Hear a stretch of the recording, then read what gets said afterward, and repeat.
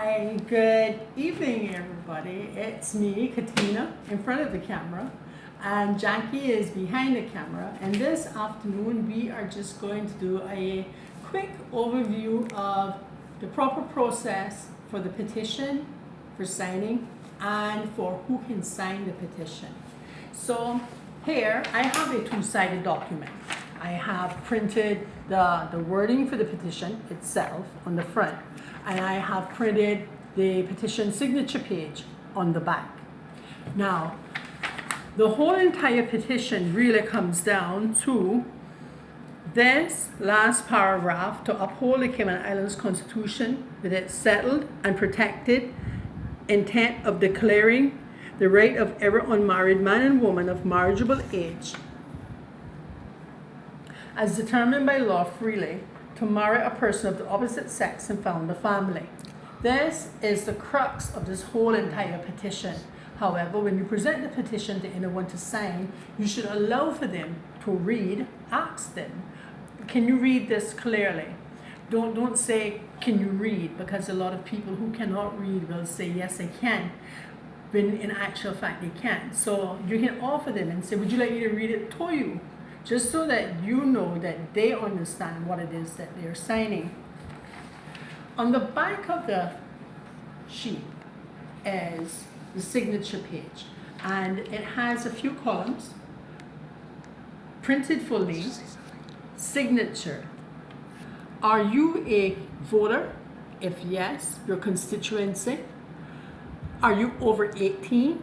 And are you legal or resident? Let's talk about these three columns a little here.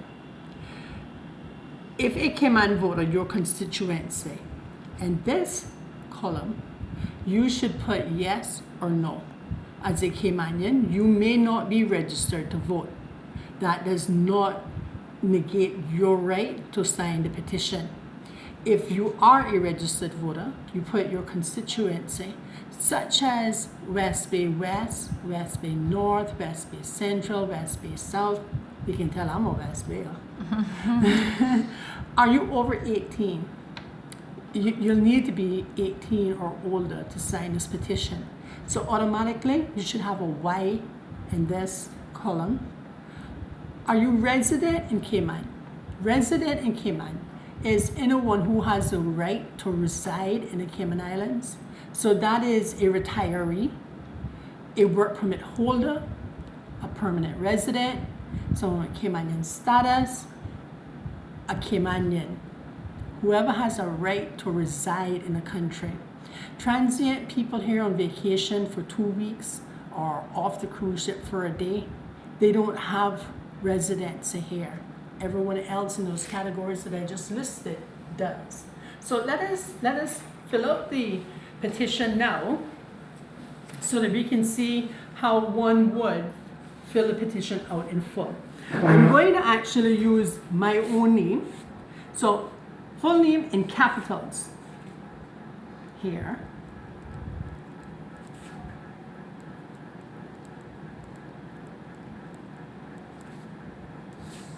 I'm going then to sign it in the column next to it. I am a registered voter. I am a registered voter in West Bay North. I am over 18, and I am a resident in the Cayman Islands. This is a properly completed petition form. Now, leading on from who can sign the petition, I'd like to address the civil servants issue. This is the policy guidelines. Anyone who would like a copy of this, you can get this from the Deputy of the Governor. Oh, sorry, my apologies. The Officer of the Deputy Governor, or from the Portfolio of Civil Service. This will guide you through whether or not you can sign this petition. A lot of civil servants still do not know that they have the right to sign. If you ever want some insight about your right to sign, you can visit the Constitution Commission .ky, and you can find their paper on the civil servant's right to a sign. There's a handy box on this layout.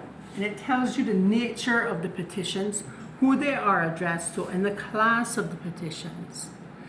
Then there is a guidance here that will walk you through yes and no sections, my apologies, so that you can determine whether or not you have the right to sign. Basically, for this petition, unless you are in a key position, and I'll read to you what a key position is. A key position in government is a chief officer, deputy chief officer, policy advisor, head of government department, head of agency, deputy head of agency, the clerk of cabinet, the clerk of the legislative assembly. Then, if you are not in one of those positions, you're actually free to sign this. But if you are working in the judicial department, I would inquire with your head of department before signing the petition because of the direct relation to the petition to your class of occupation. So I hope that that has been very informative to you for the process for signing and the power for civil servants to sign the petitions. Now, I want to commend everybody who has signed any petition in this country of recent.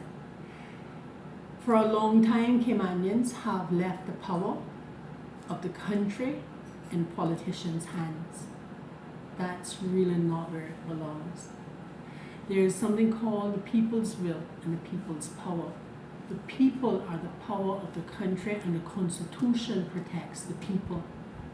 It is not right for us to assign our power over to 19 employees.